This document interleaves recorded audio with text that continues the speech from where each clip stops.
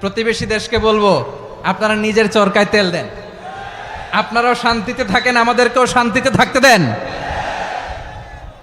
সব চেঞ্জ করা যায়, প্রতিবেশী চেঞ্জ করা যায় না। আমাদের ল্যান্ড তাদের ল্যান্ড পাশাপাশি, আমরা চাই তারাও সুখে থাক, আমরাও সুখে থাকি, ঠিক কিনা? কিন্তু প্রতিবেশী হলে বন্ধুত্বপূর্ণ আচরণ করতে হয়। প্রতিবেশী যদি বন্ধু না হয়ে প্রভু হতে চায়, এরকম দানব প্রতিবেশী কেউ চায় না। ভারত যদি বন্ধুত্ব উপহার দেয়, আমরাও বন্ধুত্ব দিব, কি বলেন?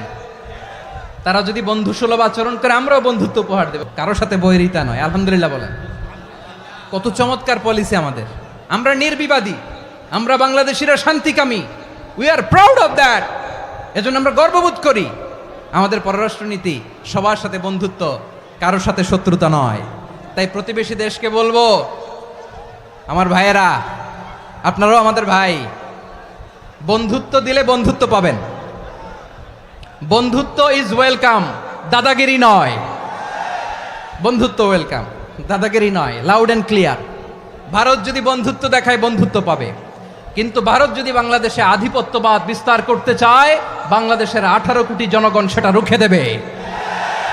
ভারত যদি গৌর গোবিন্দের ভূমিকায় নামতে চায়, দেশের 18 কোটি মুসলমান শাহজালালের ভূমিকায় নামবে।